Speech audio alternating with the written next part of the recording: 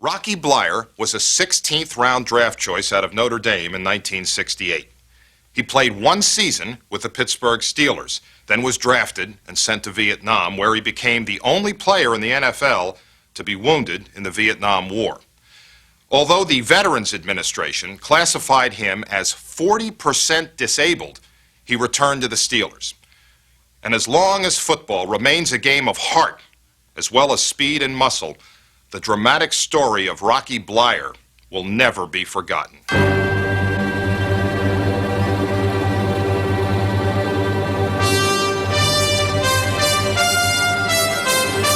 As a halfback for the Pittsburgh Steelers, Rocky Bleier, number 20, helped his team win 4 world championships.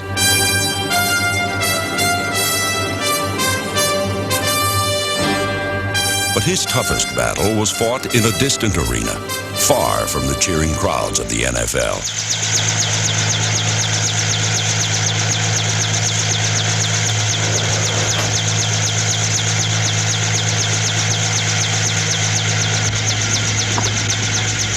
In the rice paddies of Vietnam, Rocky Bleier learned that a real battlefield has no champions, only survivors. A machine gun, you could hear it in the distance, started to level the area. And all of a sudden I felt a thud in my left leg. And as I looked down, I saw 2 neat little holes in my khakis. And then I could hear the guys hollering in the wooded area. You know, there's one, you know, watch it.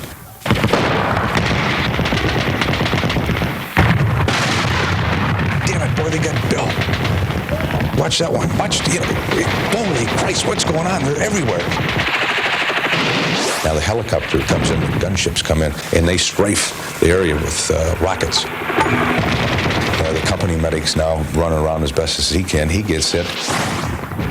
Radio man gets shot through the throat, and so he's out of action. We didn't know what we ran into, and so we set up a defensive position. So our commanding officer, Tom, was only about maybe 6 feet from me, and he was out looking over the top of the ledge to see what was out there. And all of a sudden, just out of the corner of my eye, I saw this grenade come flying through the air, and it hit him right on the back, and it bounced off of him. It was almost like slow motion. That grenade just kind of kept rolling right where it was, and in a matter of seconds I had to decide which way to jump, and I went flying forward, and the grenade went off.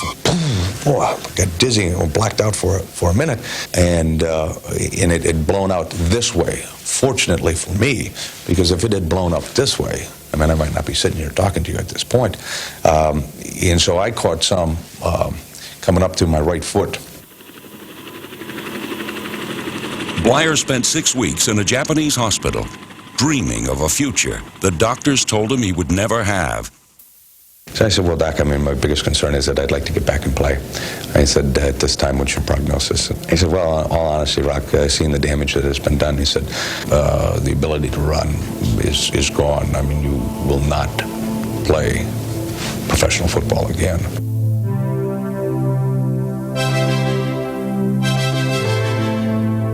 In the late autumn of 1969, Rocky returned to Pittsburgh. His foot was stitched and scarred, but his spirit was unmarked. I didn't want to get to a place in the future and say, you know, maybe I could. Maybe I could have, if I would have. Maybe if I tried, I might have been able to play. I liked playing football. I liked what football gave me. At least I wanted to give it a shot. And so that if I got to the point and didn't make it, I never had to look back and say I didn't try. I would spend hours in that weight room just lifting until I could finally start running again. In 1970, Bleier reported to the Steelers training camp, but his future in football looked bleak. Rocky was so beat up that when he first tried to run up and down the field, you could just see that every step hurt him. And, you know, my thoughts then, I said, boy, why is this guy even trying to play this game?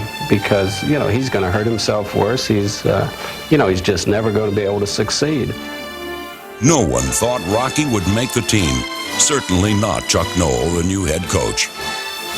There was no way Rocky could play, you know, in my view. In fact, I asked him at one stage to, I thought maybe it would be better if he had retired. I was crushed. I remember leaving practice and was driving up to Green Tree where I had an apartment. I mean, tears were coming down my eyes. My world had just caved in. I feel like there was no hope left. And it was something I couldn't control. I mean, maybe I would have felt better if I gave it my best shot and I had control over it. But I couldn't control because the foot didn't react the way I wanted to.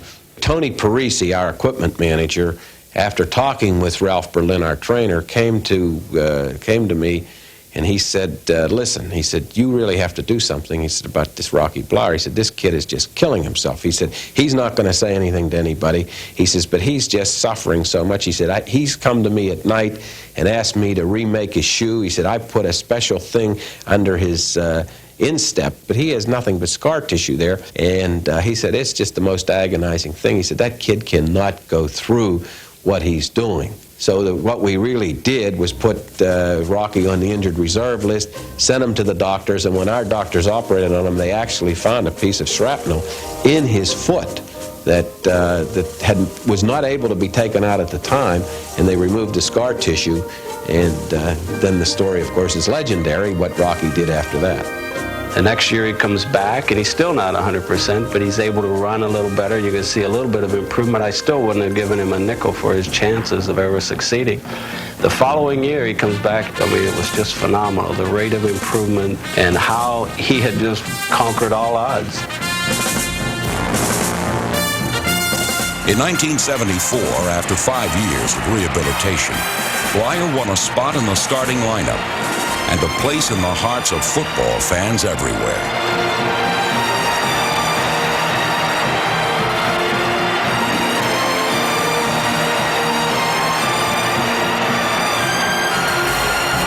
Everyone was inspired by the gutty young man whose hard work had made a dream come true.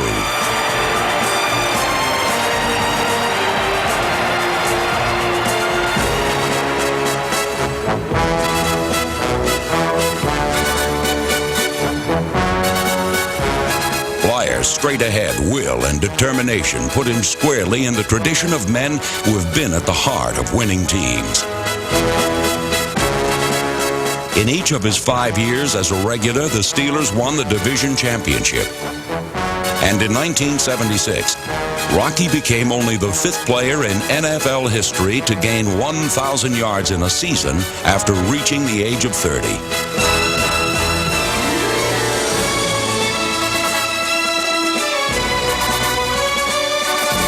In any field of human endeavor, whether it be art, science, or sports, we are apt to find at least one person who serves as an example of the triumph of the spirit. In this figure, we are able to find a measure of our own possibilities instead of a reminder of our limitations. The NFL has its example. His name is Rocky Bleier.